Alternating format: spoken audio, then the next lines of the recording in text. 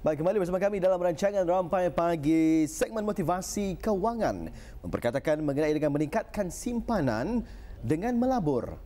Kita bersama dengan pada pagi ini Yang Mulia Dayang Hajah Raidah binti Haji Bujang, ya, merupakan Presiden Persatuan Perancang Kewangan Brunei Darussalam. Assalamualaikum Puan. Waalaikumsalam warahmatullahi wabarakatuh. Apa khabar pagi ini, sihatnya? Baik, alhamdulillah. Alhamdulillah. Ribuan terima kasih kami ucapkan ya buat Puan Hajah Raidah bersama kita pada pagi ini bersama dalam segmen motivasi kewangan meningkatkan simpanan dengan melabur. Jadi sebelum kita jauh juga panjang lebar memperkatakan mengenai dengan perkara ini, mungkin boleh memberikan mukadimah penerangan mengenai dengan tajuk kita pada pagi ini, silakan. Okey, baik, bismillahirrahmanirrahim. Okey, assalamualaikum warahmatullahi wabarakatuh. Okey, jadi sebelum meneruskan dengan lebih lanjut saya ingin memberikan definisi dulu pelaburan ini dalam konteks perancangan kewangan. Jadi pelaburan ini ia adalah menggunakan wang kita ni ataupun aset yang kita ni ada dengan harapan ia akan dapat memberikan kita ni pendapatan ataupun ia akan dapat meningkatkan nilai aset tersebut di masa hadapan. Okey, jadi pelaburan ini yang penting ia memerlukan masa sebenarnya. Jangan berharap apabila kita ni membuat pelaburan hari ini esok terus kaya. Itu payah tu. Ia memerlukan masa. Jadi itu satu perkara yang penting. Mungkin untuk orang lebih jelas lagi saya berikan contoh. Contohnya hari ini kalau saya beli emas harganya RM10 Brunei. Ini kira saja 97 lah hari ini. 1 gram. Tadi kira itulah supaya senang kira, Okey, RM10 1 gram. Ya, RM10 1 gram. Sebab masa ni COVID masih lagi orang berleluasa pandemik ni. Jadi ada kemungkinan harga emas akan naik bulan depan mungkin jadi RM20 lah. Jadi di sana kita ni kalau sekiranya benar bulan depan jadi RM20 dan emas yang kita ni beli itu kita ni jual, di sanalah kita ni akan mendapat keuntungan. Itu sebagai contohnya. Tapi ia memerlukan masa kan? Bukannya esok terus naik Indah cuma tu, ia memerlukan masa. Itulah yang pentingnya. Baik, alhamdulillah ya, meningkatkan simpanan dengan melabur. Jadi kita dapat sedikitlah bayangan mengenai dengan meningkatkan simpanan dengan melabur ini. Jadi puannya, kalau kita ni mencapai impian, contohnya simpanan untuk perkahwinan dengan membuat simpanan sahaja, kenapa kita perlu membuat pelaburan? Okey. Kenapa simpanan atau melabur banyak? Okey, why?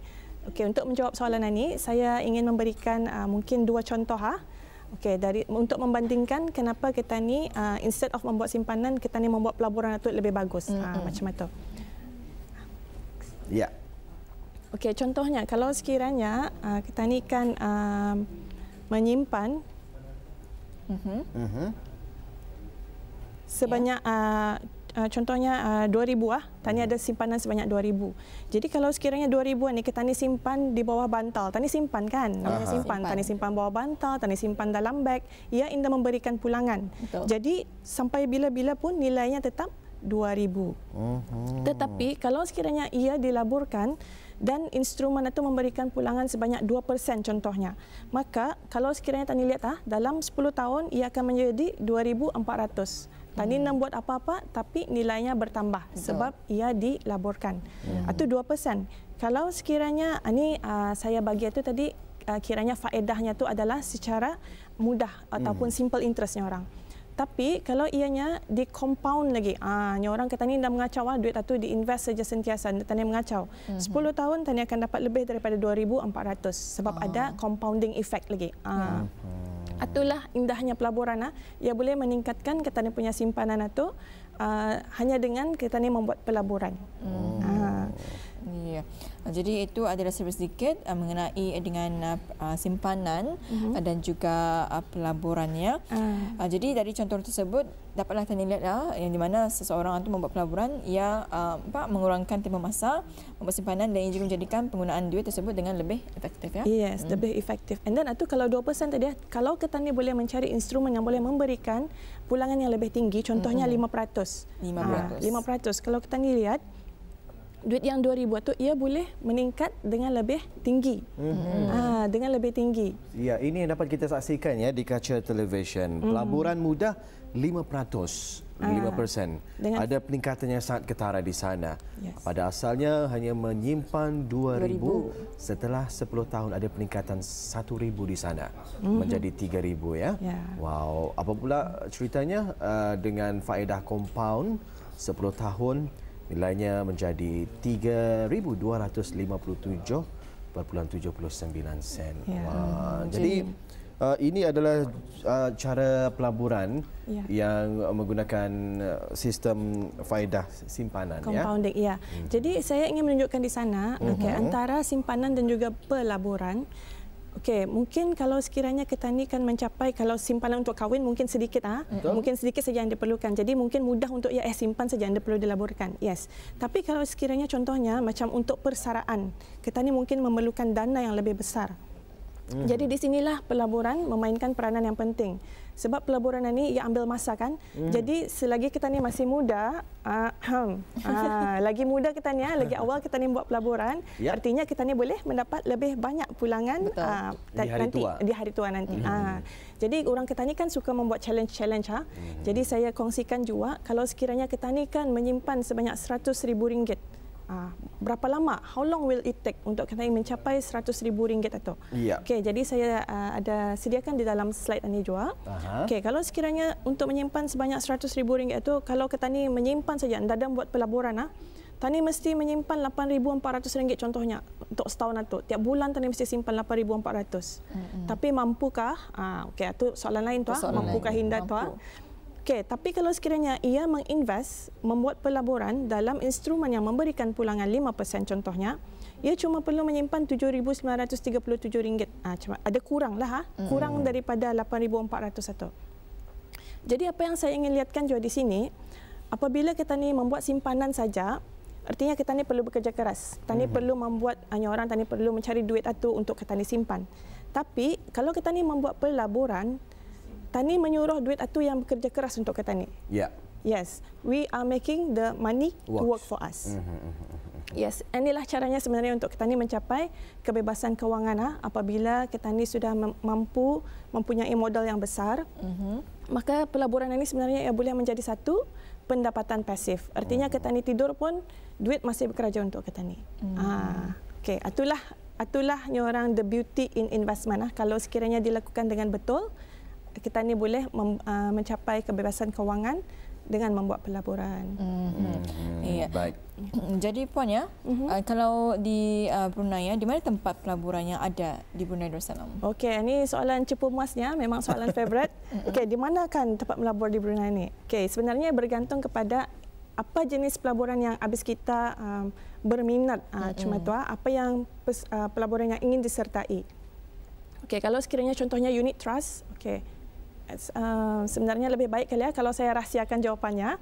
Sebab sempena atau World Investors Week minggu depan, Brunei Darussalam akan meraihkan World Investors Week, iaitu satu kempen global untuk meningkatkan pendidikan dan juga keselamatan pelabur dan juga menonjolkan inisiatif dalam pendidikan dan juga keselamatan pelabur oleh para regulators. Jadi akan diadakan satu wawancara radio di Crystal FM pada jam 1:30 petang pada hari Selasa.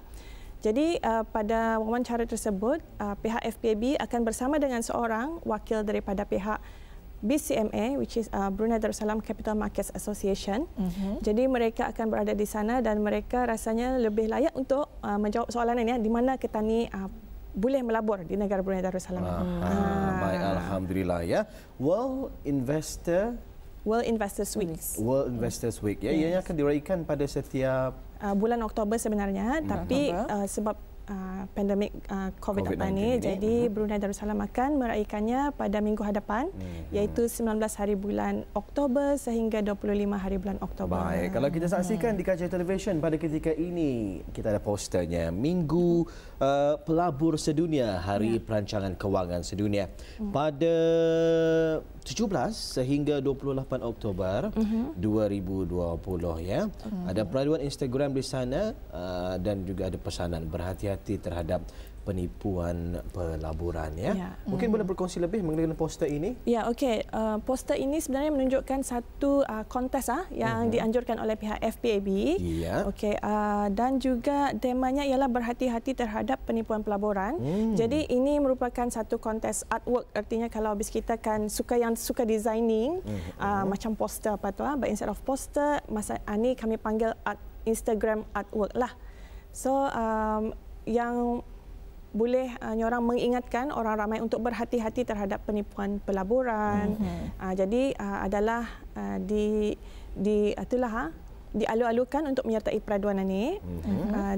Iaitu daripada bermula hari ini sebenarnya 17 betul? Ya, sehingga 28 Oktober 2020, dan pemenang akan menerima ada hadiah-hadiah wang tunai yang akan diberikan. Baik ya, ada QR code di sana, Auda boleh imbas ya bagi mengetahui lebih lanjut lagi berkenaan dengan Minggu Pelabur Sedunia, Hari Perancangan Kewangan Sedunia ya. Jadi ingin kita ketahui juga ni berkenaan dengan aktiviti dan juga kegiatan yang akan diadakan minggu hadapan ini, apa sahaja antara pengisian-pengisiannya nanti? Okey, selain daripada peraduan artwork Instagram itu, okey, ada juga beberapa aktiviti lain yang diungkayahkan bersama oleh pihak BCMA, Brunei Capital Markets Association, Brunei Darussalam Capital Markets Association, pihak FPAB dan juga CIB FM, iaitu antaranya ialah wawancara radio di Crystal FM pada hari Selasa 20 hari bulan Oktober jam 1:30 petang. Okay. Kemudian ada jual webinar yang akan diadakan pada hari Sabtu jam 10 hingga 11:30 pagi. Jadi bagi mereka yang berminat untuk mengikuti webinar ini, topiknya adalah menjurus kepada pelaburan yang berminat untuk mengikuti bolehlah nanti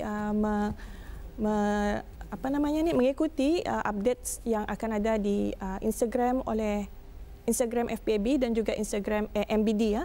Bolehlah mengikuti update di sana. Nanti akan ada link tu mungkin bermula Isnin baru ada registration linknya. Dan kemudian selain itu juga akan ada quiz radio di Crystal FM juga untuk sepanjang daripada 19 sehingga 25 Oktober 2020 itu. Dan tentunya pemenang quiz akan memenangi hadiah ada hadiahnya. Ya, alhamdulillah itu adalah antara aktiviti-aktiviti yang bakal diadakannya pada World Investors Week. Ingin kita ketahui juga ni bagi mereka yang ingin membuat pelaburan tetapi susah ingin membuat pelaburan.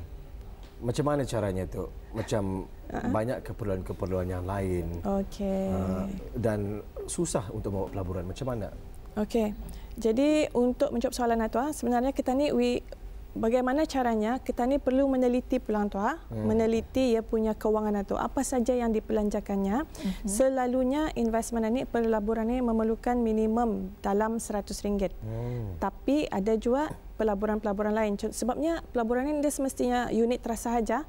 Di dalam insurans pun contohnya ada investment link insurance. Jadi di sana pun ada unsur-unsur pelaburan itu juga.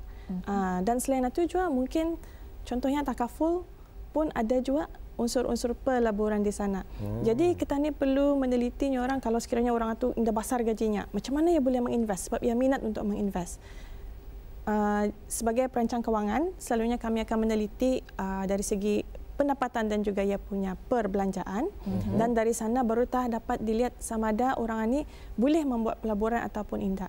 Kalau tidak dapat, mungkin ia punya belanja tu perlu diusahakan disusun semula untuk membolehkan orang itu untuk membuat pelaburan.